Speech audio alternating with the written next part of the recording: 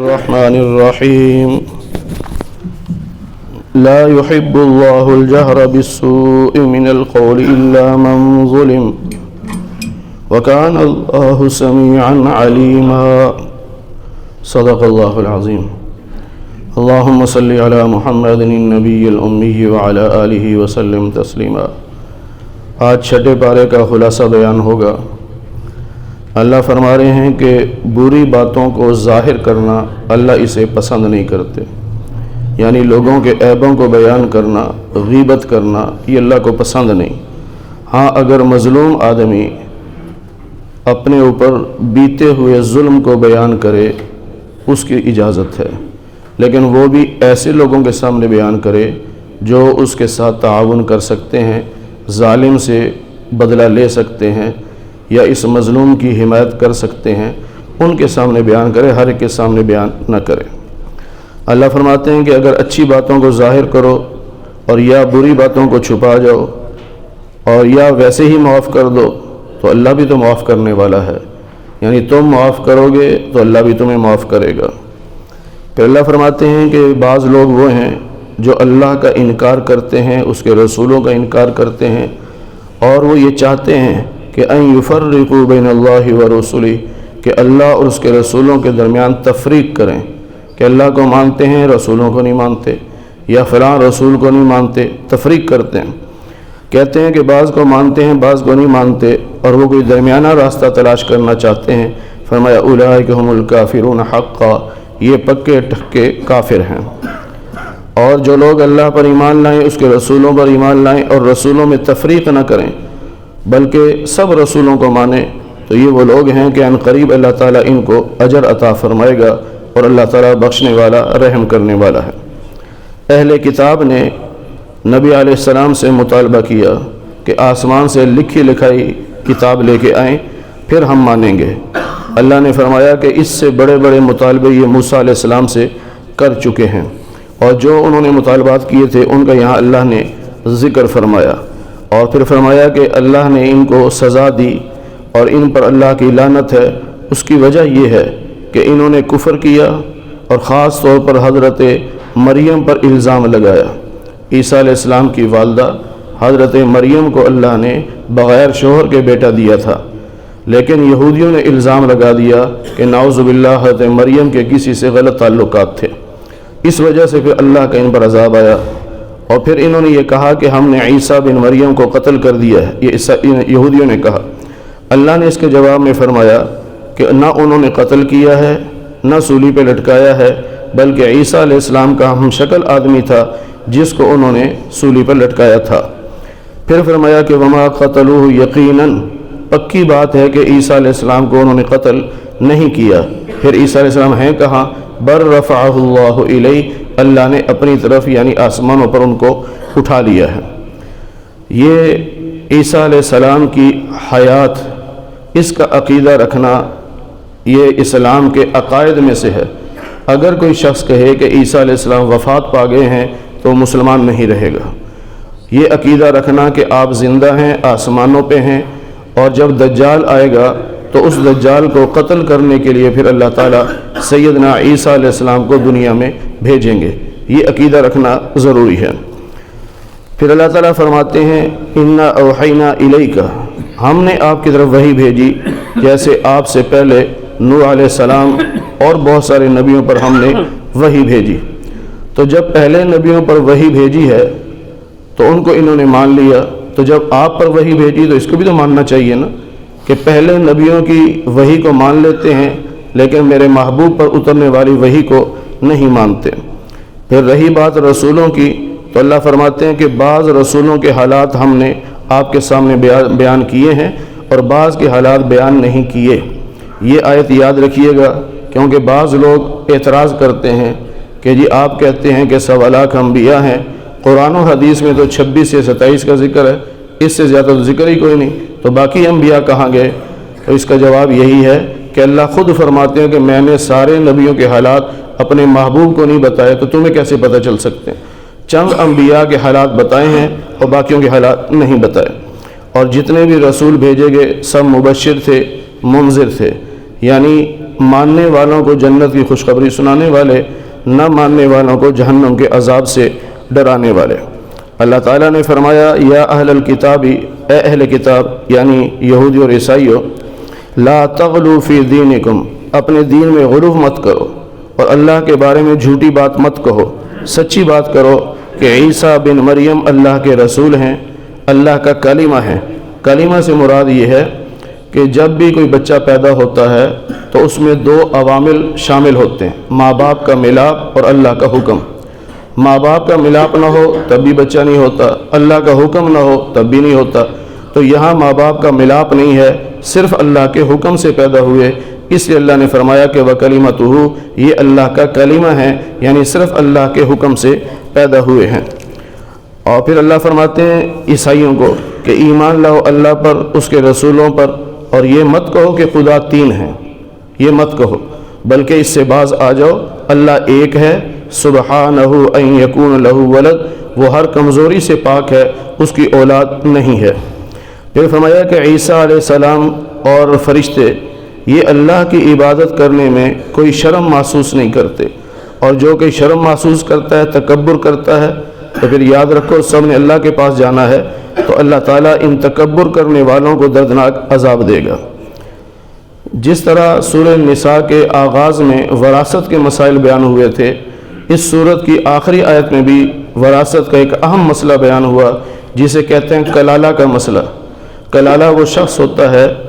وہ مرد یا عورت جس کے ماں باپ دنیا میں نہ ہوں، فوت ہو گئے ہوں، اور اولاد بھی نہ ہو، مطلب شادی نہیں ہوئی، شوہر نہیں ہے، اولاد نہیں ہے، بہن بھائی ہیں، تو اب اس کی وراثت کیسے تقسیم ہوگی وہ یہاں پر بیان ہوا ہے کہ اگر کوئی عورت ہے، اور پہلے تو مرد کا ذکر کیا، کوئی مرد ہے اور اس کی اولاد بھی نہیں ہے، ایک بہن ہے، تو آدھا مال بہن کو مل جائے گا، اور اسی طرح اگر بہن ہے کلالہ اور بھائی ایک ہے تو پھر سارا مال بھائی کو مل جائے گا، اور اگر دو یا دو سے زیادہ بہن بھائی ہوں گے تو پھر ویسے ہی تقسیم ہوگا جیسے اصول ہے کہ عورت کو ایک حصہ اور مرد کو دو حصے۔ سورہ مائدہ کے آغاز میں اللہ تعالیٰ ادب سکھا رہے ہیں کہ ایمان والو لا تحلوا شعائر اللہ، اللہ کی جو نشانیاں ہیں ان کی بے ادبی نہ کرنا، حرمت والے مہینوں کی بے ادبی نہ کرنا۔ ہدی اس جانور کو کہتے ہیں جس کو ذبح کرنے کے لیے مینا میں بھیجا جائے، یعنی حاجی کسی وجہ سے خود نہیں جا سکا، اس نے کوئی جانور بھیج دیا کہ اسے وہاں جا کے ذبح کر دینا، اسے ہدی کہتے ہیں۔ وللقلائد، اور جس جانور کے گلے میں پٹا ڈال دیا جائے کہ یہ اللہ کے نام پہ وقف ہے، تو اس کا بھی ادب کرنا ہے۔ اور جو لوگ عمرہ ادا کرنے یا حج ادا کرنے مکہ مکرمہ میں پہنچے ہیں، ان کا بھی احترام کرنا ہے، ان کا بھی ادب کرنا ہے۔ سوچئے کہ ہمارے اللہ نے ہمیں کتنا ادب سکھایا کہ جو جانور رب کے نام پہ وقف ہو جائے اس کا بھی ادب کرنا ہے، تو پھر مسلمان کا ادب کیوں نہیں کرے گا؟ اور پھر خاص طور پر اپنے سے بڑوں کا ادب، جو عمر میں بڑے ہوں یا علم میں بڑے ہوں، ان کا ادب و احترام کرنا ہے۔ پھر اللہ تعالیٰ نے کچھ مسائل بیان فرمائے کہ کون کون سے جانور حرام ہیں، اور عرفات کے میدان میں نبی کریم صلی اللہ علیہ وسلم نے جب حج کیا تو عرفات کے میدان میں جو آیت اتری، اللہ نے فرمایا کہ آج کافر مایوس ہو گئے، یعنی تمہارے دین کو مٹانا چاہتے تھے، لیکن آج اتنی بڑی شان و شوکت دیکھ کر کہ 1.5 لاکھ کے قریب صحابہ وہاں پر جمع ہیں میدان عرفات میں، تو آج کافر مایوس ہو گئے کہ ہم اس دین کو نہیں مٹا سکتے۔ بلکہ نبی پاک صلی اللہ علیہ وسلم نے میدان عرفات میں فرمایا لوگو، اللہ تم سب پہ فخر کر رہا ہے، اور خاص طور پر عمر پہ فخر کر رہا ہے۔ پھر اللہ نے فرمایا آج تمہارا دین مکمل کر دیا گیا ہے، اور میں نے تمہارے لیے دین اسلام کو پسند کیا ہے۔ پھر شکار کے کچھ مسئلے بیان ہوئے، اور ایک اہم مسئلہ یہ بیان ہوا کہ وَطَعَامُ الَّذِينَ أُوتُوا الْكِتَابَ حِلٌّ لَكُمْ، کہ اہل کتاب کا ذبیحہ، یعنی جو یہودی ہو یا عیسائی ہو، اپنی کتاب کو مانتا ہو، انکار نہ کرتا ہو، تو اگر وہ جانور ذبح کرے تو اس کا ذبیحہ مسلمانوں کے لیے حلال ہے۔ اسی طرح مسلمانوں کا جو ذبیحہ ہے وہ کافروں کے لیے یعنی اہل کتاب کے لیے حلال ہے۔ پھر رہی بات عورتوں کی، تو فرمایا کہ جو پاک دامن عورتیں ہیں وہ تمہارے لیے حلال ہیں، اہل کتاب کی عورتیں یعنی جو عیسائی ہوں یا یہودی ہوں اور اللہ کی نازل کردہ کتاب کو مانتی ہوں ان سے مسلمان مرد کا نکاح بھی جائز ہے، بہتر نہیں ہے۔ حضرت عمر رضی اللہ تعالی عنہ نے منع فرما دیا تھا، اس لیے کہ جب کافرہ عورت سے نکاح کرو گے، اہل کتاب عورت سے نکاح کرو گے، تو تمہاری جو اولاد پیدا ہوگی وہ اس کافرہ کی گود میں پلے گی، خون مسلمان کا ہوگا، اور ہو سکتا ہے کہ وہ تربیت کر کے اسے یہودی یا عیسائی بنا دے۔ تو مسلمان کا خون کافر کی گود میں پلے، اللہ اس کو پسند نہیں کرتے۔ بامر مجبوری اگر کسی نے نکاح کر لیا ہے تو یہ نکاح جائز ہے، لیکن مسلمان عورت کا نکاح کسی بھی صورت میں اہل کتاب سے نہیں ہو سکتا۔ مسلمان عورت کا نکاح صرف اور صرف مسلمان ہی سے ہوگا۔ پھر اللہ تعالیٰ نے فرمایا کہ ایمان والو اذا قمتم الی الصلاۃ، جب تم نماز کا ارادہ کرو تو فاغسلوا وجوہکم، پہلا فرض یہ ہے کہ پورے چہرے کو دھو لو، وایدیکم الی المرافق، دونوں بازوؤں کو کوہنیوں سمیت دھو لو، وامسحوا برؤوسکم، اپنے چوتھائی سر کا مسح کر لو، اور چوتھا فرض ہے وارجلکم الی الکعبین، دونوں پاؤں دھونے ہیں ٹخنوں سمیت، ٹخنے خشک نہیں رہنے چاہیے، ٹخنے بھی دھلنے چاہیے، ایڑی بھی اچھی طرح دھلنی چاہیے۔ یہ وضو کے 4 فرض یہاں بیان ہوئے، اور آگے پھر تیمم کے 3 فرض بیان ہوئے جو کل 5ویں پارے میں بھی بیان ہو چکے ہیں۔ پھر اللہ تعالیٰ نے فرمایا کہ ایمان والو اللہ کی رضا کے لیے گواہی دینے والے بنو، اور گواہی ہمیشہ انصاف کے ساتھ دو، اور کسی قوم کی دشمنی کی وجہ سے انصاف سے نہیں ہٹنا۔ یہ نہیں ہے کہ فلانا میرا دشمن میرے مقابلے پہ آیا ہے، اب میں اس کے خلاف گواہی دے دوں تاکہ اس کا نقصان ہو۔ اللہ کہتے ہیں کسی کی دشمنی کی وجہ سے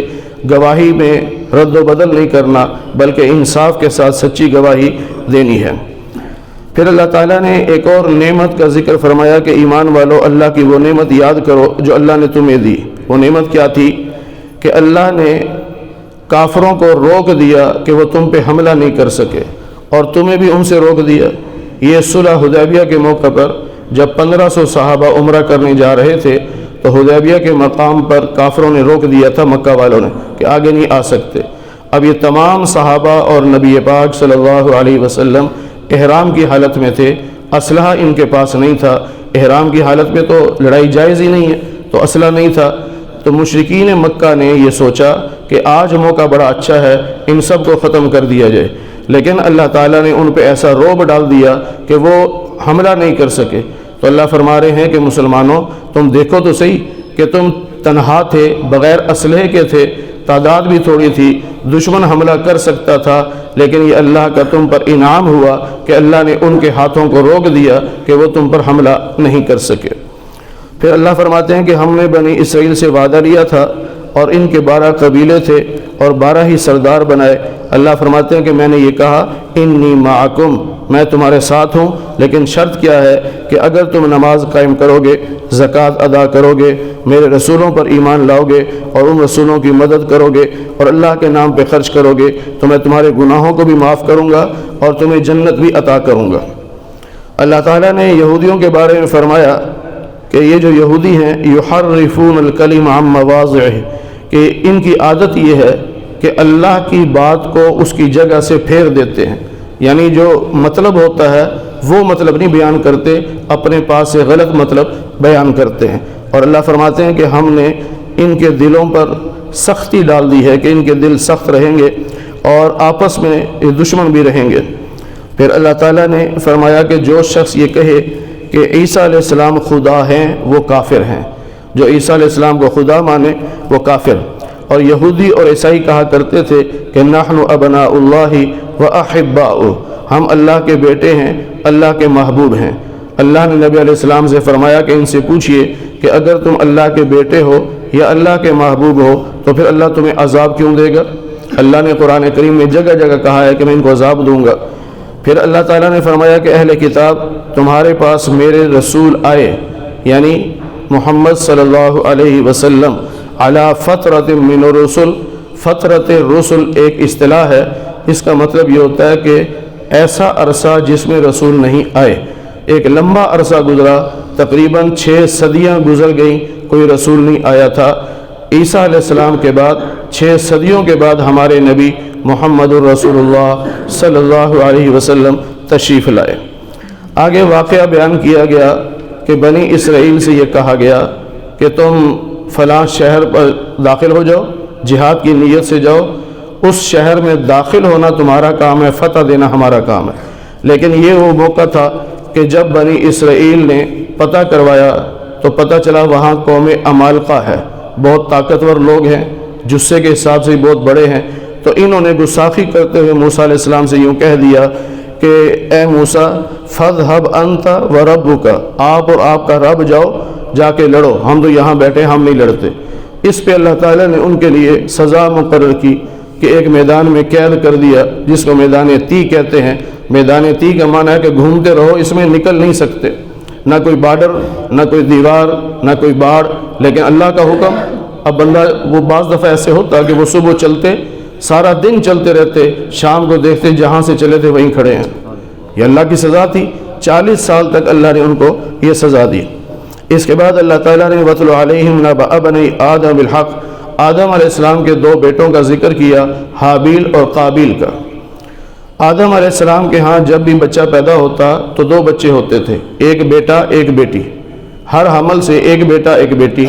اب وہاں اور تو کوئی انسان تھا نہیں، آپ ہی کی اولاد تھی، تو اللہ نے نکاح کے لیے یہ حکم دیا کہ ایک حمل کا لڑکا دوسرے حمل کی لڑکی سے نکاح کر لے، یہ قانون تھا۔ اب حابیل کے ساتھ جو لڑکی پیدا ہوئی وہ ذرا کم خوبصورت تھی، قابیل کے ساتھ جو لڑکی پیدا ہوئی وہ زیادہ خوبصورت تھی۔ اب قانون کے مطابق حابیل کا نکاح قابیل کے ساتھ پیدا ہونے والی لڑکی سے ہونا تھا، لیکن قابیل نے یہ کہا کہ جو میرے ساتھ پیدا ہوئی میں تو اسی سے نکاح کروں گا، شریعت کی بغاوت کی۔ اس کو سمجھایا گیا لیکن انہوں نے کہا نہیں، مجھے یہ پسند ہے جو میرے ساتھ پیدا ہوئی، میں تو اسی سے نکاح کروں گا۔ اس پر انہیں سمجھایا گیا کہ دونوں اللہ کے نام پہ قربانی دو، جس کی قربانی قبول ہو جائے سمجھ لو اللہ کا فیصلہ اس کے حق میں ہے۔ حابیل نے ایک مینڈا ذبح کیا اور ذبح کر کے اس نے میدان میں رکھا، آسمان سے آگ آئی، اس نے آ کے جلا دیا، یہ نشانی تھی کہ قربانی قبول ہوگی۔ اب قابیل جو تھا اس نے گھٹیا سی گندم لی اور وہ رکھ دی، آگ آئی لیکن اسے جلایا نہیں، واپس چلی گئی، یہ نشانی تھی کہ اس کی قربانی قبول نہیں ہوئی۔ تو اب جب اس کی قربانی قبول نہ ہوئی تو اسے اور غصہ آیا، تو اس نے اپنے بھائی حابیل کو قتل کر دیا۔ اب قتل کرنے کے بعد بیٹھا ہوا تھا، سوچ رہا تھا کہ میں کیا کروں، اب اس لاش کا کیا کرنا ہے۔ دنیا میں پہلی موت تھی، پہلا قتل تھا، اور پہلا قتل بھی ایک عورت کی وجہ سے ہو رہا ہے۔ تو اب اللہ تعالیٰ نے ایک کوا بھیجا، وہ کوا اس کے سامنے آ کے بیٹھا، قابیل کے سامنے، اور گڑھا کھودنے لگا۔ اب یہ دیکھ رہا ہے کہ کوا کیا کر رہا ہے، اسے چھوٹا سا گڑھا کھودا، پھر گیا ایک مرے ہوئے کوے کو گھسیٹ کے لا رہا ہے، اس گڑھے میں رکھ کے اوپر سے مٹی ڈالی، گویا کہ اللہ نے اس کو سمجھایا کہ ایسے دفن کرنا ہے۔ اس وقت وہ قابیل بولا ہائے افسوس، مجھے تو اس کوے جتنی عقل بھی نہیں۔ اللہ فرماتے ہیں اسی وجہ سے ہم نے تورات میں یہ بات لکھ دی تھی کہ جس نے ایک انسان کو قتل کیا وہ ایسے ہے گویا اس نے پوری انسانیت کو قتل کیا، اور جس نے ایک انسان کی جان بچائی وہ ایسے ہے جیسے اس نے تمام انسانیت کی جان بچائی۔ اس کے بعد اللہ تعالیٰ نے انما جزاء الذین یحاربون اللہ ورسولہ، اس میں ڈاکوؤں اور باغیوں کی حد کو بیان کیا ہے، اور پھر اس سے آگے والسارق والسارقۃ، اس میں چوری کی سزا کو بیان کیا ہے۔ اور پھر نبی علیہ السلام سے اللہ نے فرمایا کہ یہ جو کافر کفر میں دوڑ رہے ہیں اور یہ منافقت بھی کرتے ہیں کہ منہ سے کہتے ہیں ہم ایمان لائے، دل میں ایمان نہیں ہے، اور کچھ یہودی بھی ہیں، اور یہ کچھ یہودیوں کے نمائندے بن کر بھی آتے ہیں، اور یہ اس لیے آتے ہیں کہ آپ سے باتیں سن کر جاسوسی کریں اور جھوٹ بولیں، اور جو یہودی نہیں آئے ان کو جا کر یہ آپ کی باتیں بتائیں۔ پھر ہوا اس طرح تھا کہ اس میں واقعات تو کئی ہیں کہ ایک شہزادہ تھا یہودیوں کا، اس نے بدکاری کی، پکڑا گیا، تو لوگوں نے کہا کہ جی اس کا منہ کالا کر کے چھوڑ دو، اسے شریعت کی سزا نہ دو کیونکہ VIP خاندان کا ہے۔ اس کے کچھ دنوں کے بعد ایک غریب پکڑا گیا، تو اس کو انہوں نے کہا جی اس کو سنسار کرو، قتل کرو۔ اب اس کے خاندان والے کھڑے ہو گئے، انہوں نے کہا بھی سزا دینی ہے تو دونوں کو ایک جیسی دو، شہزادے کو بھی قتل کرو، اس کو بھی قتل کرو، اور یا پھر جس طرح شہزادے کا منہ کالا کر کے سزا دی اس کا بھی منہ کالا کر کے سزا دے دو بس۔ اب وہ قریب تھا کہ آپس میں لڑ پڑتے، تو جو بڑے لوگ تھے، عمر رسیدہ تھے، انہوں نے کہا کہ دیکھو اب مدینہ میں غلبہ محمد رسول اللہ صلی اللہ علیہ وسلم کا ہے اور وہ بہترین فیصلے کرتے ہیں، ان سے جا کے فیصلہ کروا لو۔ اب یہودیوں نے کیا کیا، انہوں نے اپنے کچھ آدمیوں سے کہا کہ تم جا کے باتوں باتوں میں مسئلہ پوچھو، اگر مسئلہ ہمارے حق میں ہوتا نظر آیا تو ہم مقدمہ لے کے جائیں گے، اگر ہمارے حق میں ہوتا ہوا نظر نہ آیا تو ہم پھر مقدمہ لے کے نہیں جائیں گے۔ اس کی طرف اللہ نے ذکر کیا کہ کچھ لوگ وہ ہیں جو آپ کے پاس نہیں آئے لیکن انہوں نے یہ نمائندے آپ کے پاس بھیجے ہیں۔ پھر اللہ نے فرمایا کہ اگر یہ آپ کے پاس آئیں تو آپ فیصلہ کریں یا نہ کریں، دونوں اختیار ہیں آپ کو، اور یہ آپ کا کچھ نہیں بگاڑ سکیں گے، لیکن اگر آپ فیصلہ کریں تو پھر ہم آپ سے یہ کہہ رہے ہیں کہ فیصلہ حق کے ساتھ کرنا ہے، انصاف کے ساتھ کرنا ہے۔ پھر اللہ تعالیٰ نے تینوں کتابوں کا ذکر فرمایا، پہلے تورات کا ذکر کیا، پھر انجیل کا ذکر کیا، پھر قرآن کریم کا ذکر کیا، اور بتایا کہ تورات میں بھی ہم نے قوانین نازل کیے، انجیل میں بھی، قرآن مجید میں بھی، اور جو اللہ کے نازل کردہ قوانین کے مطابق فیصلہ نہیں کرتا وہ کافر ہے، یعنی مانتا ہی نہیں کہ یہ اللہ کے قانون کو میں نہیں مانتا تو یہ کافر ہو جائے گا، مانتا ہے لیکن کسی وجہ سے رشوت وغیرہ لے کر فیصلہ غلط کرتا ہے تو یہ ظالم ہے، اور اگر قوانین کو تو مانتا ہے لیکن فیصلہ غلط کر رہا ہے کسی دباؤ کی وجہ سے یا ویسے کسی کی رعایت دیتے ہوئے تو یہ فاسق ہے، گناہ گار ہے۔ اللہ فرماتے ہیں کہ جو قرآن کریم ہے وَمُهَيْمِنًا عَلَيْهِ، یہ پہلی آسمانی کتابوں کا محافظ ہے، کیونکہ اگر قرآن ہمیں نہ بتاتا کہ تورات، زبور، انجیل اللہ کی کتاب ہے تو ہم میں سے کسی کو نہ پتہ چلتا کہ ہم سے پہلے بھی کوئی آسمانی کتابیں آئی ہیں۔ تو پہلی آسمانی کتابوں کے ناموں کی حفاظت قرآن کریم کے ذریعے سے اللہ نے کی، اور اللہ فرماتے ہیں نبی علیہ السلام کو کہ آپ کو بھی ہم حکم یہی دے رہے ہیں کہ اللہ کے قانون کے مطابق آپ نے فیصلہ کرنا ہے، لوگوں کی خواہشات کے پیچھے نہیں چلنا۔ یا ایھا الذین آمنوا لا تتخذوا اليہود والنصارى اولیاء، ایمان والو یہودیوں اور عیسائیوں کو اپنا دوست نہ بناؤ، یہ آپس میں دوست ہو سکتے ہیں، تمہارے دوست نہیں ہو سکتے۔ یہاں دوستی سے مراد دلی دوستی ہے، جیسے پہلے بھی گزر چکا بتانا کا لفظ آیا تھا کہ جگری یار مت بناؤ، اوپر اوپر سے دوستی کرنا، ان سے کاروبار کرنا یا ان کی خیر خواہی کرنا اس کی اجازت ہے، یہ کر سکتے ہیں، لیکن اتنا قریبی دوست بنانا کہ اپنے راز ان کو دو، اس سے اللہ نے منع فرمایا۔ پھر اللہ فرماتے ہیں کہ ایمان والو من یرتد منکم عن دینہ، اگر تم میں سے کوئی دین سے پھر گیا تو یہ نہ سمجھے کہ میں اللہ کا نقصان کروں گا، اللہ ایسی قوم کو لے کے آئیں گے، اللہ ان سے محبت کرے گا، وہ اللہ سے محبت کریں گے، اور وہ ایمان والوں کے ساتھ نرم ہوں گے، کافروں کے خلاف وہ سخت ہوں گے، اللہ کے راستے میں وہ جہاد کرتے ہوں گے، اور لوگوں کی ملامت کی کوئی پرواہ نہیں کرتے ہوں، بالکل انہیں کوئی پرواہ نہیں ہوگی لوگ کیا کہتے ہیں، وہ صرف یہ دیکھیں گے کہ اللہ اور اس کا رسول کیا کہتا ہے۔ پھر اللہ فرماتے ہیں کہ تمہارا دوست اللہ ہے، اللہ کا رسول ہے، ایمان والے ہیں جو نماز کے پابند ہیں، زکوٰۃ ادا کرتے ہیں، وَهُمْ رَاكِعُونَ، اور جو رکوع کرتے ہیں۔ یہاں پر ایک واقعہ لکھا گیا، مفتی شفیع صاحب رحمۃ اللہ نے لکھا کہ راکعون سے مراد حضرت علی المرتضیٰ رضی اللہ تعالی عنہ ہیں، کہ یہ تمہارے دوست ہیں، ان سے دوستی کرو۔ وہ اس لیے فرمایا کہ حضرت علی رضی اللہ تعالیٰ عنہ نماز پڑھ رہے تھے کہ کوئی فقیر آیا، اس نے کہا اللہ کے نام پہ مجھے کچھ دے دو، تو آپ رکوع میں تھے تو آپ کے کانوں میں آواز پڑی، تو آپ نے نماز ہی میں یعنی رکوع کی حالت میں اپنے ہاتھ سے چاندی کی انگوٹھی اتاری، اس فقیر کی طرف پھینک دی، یعنی اتنا بھی گوارا نہیں کیا کہ میں نماز پڑھ کر سلام پھیر کے دے دوں گا، اور خیال آیا کہ ہو سکتا ہے وہ چلا جائے، تو فوراً رکوع کی حالت میں ہی جب انہوں نے وہ صدقہ کر دیا، اپنی انگوٹھی دے دی، تو اللہ کو یہ ادا پسند آئی، اس لیے اللہ نے فرمایا ایمان والو اسے دوست بناؤ، وَهُمْ رَاكِعُونَ، جو رکوع میں بھی سخاوت کرتا۔ پھر اللہ تعالیٰ نے فرمایا کہ ایمان والو جو تمہارے دین کا مذاق اڑائیں ان سے دوستی نہیں کرنی، وہ چاہے جیسا مرضی کافر ہو۔ پھر اللہ فرماتے ہیں کہ نبی علیہ السلام سے کہ ان سے کہیے کہ کیا میں تمہیں بتاؤں کہ مرتبے کے لحاظ سے برا کون ہے، اللہ کے نزدیک برا انسان کون ہے؟ فرمایا من لعنہ اللہ، جس پہ اللہ کی لعنت، اس سے مراد یہودی، وغضب علیہ، جن سے اللہ ناراض، اس سے مراد یہودی، وجعل منہم القردۃ، جن کی شکلوں کو اللہ نے بندر کی شکل میں تبدیل کر دیا، اس سے مراد بھی یہودی، والخنازیر،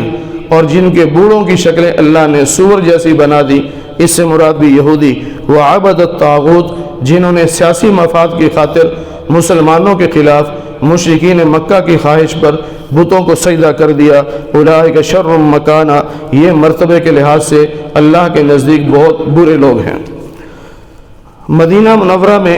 ظاہر یہودی زیادہ تھے، کاروبار ان کے ہاتھوں میں تھا۔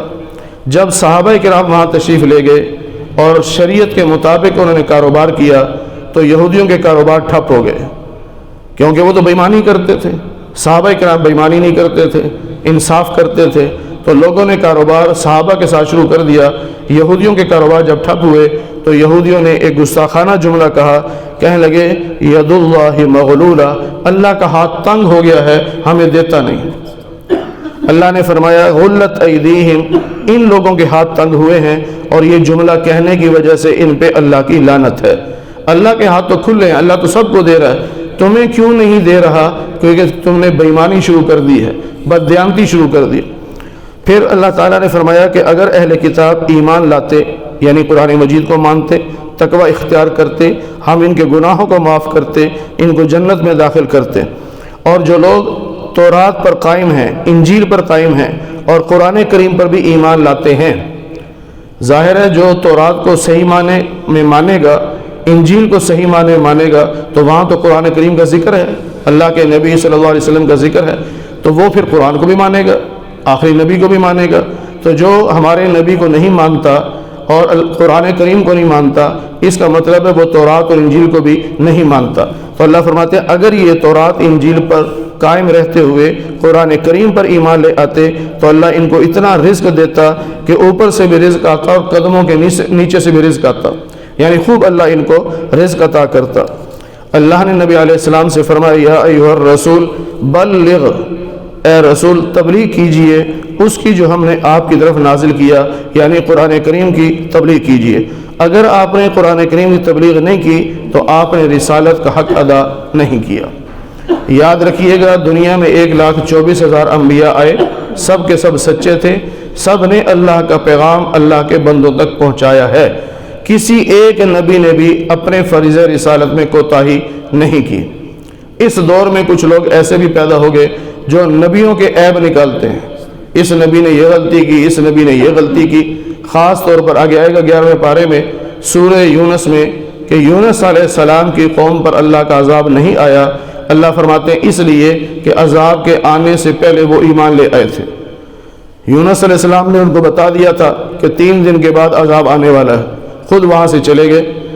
اب 3 دن کے بعد جب دیکھا نا کہ عذاب آنے والا ہے تو ساری قوم نے مل کر توبہ کر لی اور کہنے کہ اللہ تو ہمیں معاف کر دے، یونس کو بھیج دے، ہم کلمہ پڑھتے ہیں، گویا ایمان لے آئے۔ اس وجہ سے اس قوم پر پھر عذاب نہیں آیا۔ لیکن بعض لوگ ہیں جنہوں نے لکھا کہ یونس علیہ السلام نے اپنے فریضہ رسالت میں کوتاہی کی تھی، یعنی اپنا کام پورا نہیں کیا تھا، جس کی وجہ سے اللہ نے عذاب نہیں دیا۔ اہل سنت والجماعت کا عقیدہ یہ ہے تمام کے تمام انبیاء معصوم ہیں، ان سے گناہ نہیں ہوتا اور نہ اللہ ان سے گناہ ہونے دیتا ہے۔ اس لیے جو شخص کسی نبی کے بارے میں کہے کہ اس نے فلاں گناہ کیا ہے یا فریضہ رسالت میں کوتاہی کی ہے تو اس کا تعلق اہل سنت والجماعت کے ساتھ ہرگز نہیں ہے۔ پھر اللہ تعالیٰ نے فرمایا کہ وہ لوگ کافر ہیں جو یہ کہتے ہیں کہ عیسیٰ خدا ہیں، یہ پہلے بھی گزر چکا، اب دوبارہ اللہ نے کہا۔ اور جو یہ فرمایا کہ عیسیٰ علیہ السلام تو خود لوگوں سے کہتے تھے اعبد اللہ، اللہ کی عبادت کرو، وہ میرا بھی رب ہے تمہارا بھی رب ہے۔ عیسیٰ علیہ السلام نے رب ہونے کا دعویٰ نہیں کیا، اللہ ہونے کا دعویٰ نہیں کیا، بلکہ بندہ ہونے کا دعویٰ کیا ہے کہ میں تو خود اللہ کو اپنا رب مانتا ہوں۔ اللہ فرماتے ہیں جو اللہ کے ساتھ شرک کرے گا فقد حرم اللہ علیہ الجنہ، اللہ نے اس پہ جنت حرام کر دی ہے۔ جو شرک کرے گا اس پہ جنت حرام ہے، ومأواہ النار، اور اس کا ٹھکانہ جہنم ہے۔ اللہ پھر فرماتے ہیں کہ وہ لوگ کافر ہیں جو یہ کہتے ہیں کہ 3 خدا ہیں، ان میں سے ایک اللہ ہے۔ عیسائیوں کے کئی فرقے ہیں لیکن اس بات پر سارے متفق ہیں کہ خدا 3 ہیں۔ اب آگے اختلاف ہے کہ وہ 3 کون کون سے ہیں۔ ایک فرقہ کہتا ہے کہ اللہ، جبریل اور حضرت مریم یہ 3 خدا ہیں۔ دوسرا فرقہ کہتا ہے کہ اللہ، مریم اور عیسیٰ یہ 3 خدا ہیں۔ تیسرا فرقہ کہتا ہے کہ اللہ، عیسیٰ اور جبریل یہ 3 خدا ہیں۔ تو بہرحال اللہ کہتے ہیں کہ جو بھی یہ عقیدہ رکھتا ہے کہ خدا 3 ہیں وہ کافر ہے۔ اللہ ایک ہے، اگر یہ اس عقیدے سے باز نہ آئے، تین والے عقیدے سے، تو اللہ ان کو عذاب دے گا۔ پھر اللہ تعالیٰ نے فرمایا کہ عیسیٰ علیہ السلام کو دیکھو، وہ رسول ہیں اللہ کے، اور پہلے بھی تو رسول آئے ہیں، اور ان کی والدہ حضرت مریم اللہ کی ولیہ ہیں، کیونکہ کوئی عورت نبیہ نہیں ہوئی، نہ کوئی رسول بنی نہ کوئی نبی بنی۔ جب سے کائنات بنی ہے اللہ نے کسی عورت کو رسول نہیں بنایا، نہ نبی بنایا۔ یہ آج کل فتنوں کا دور ہے کہ عورتیں اٹھتی ہیں، دعویٰ کرتی ہیں میں نبی ہوں۔ پہلے اللہ نے کبھی کسی عورت کو نبی نہیں بنایا، تو تم کہاں سے آ گئی؟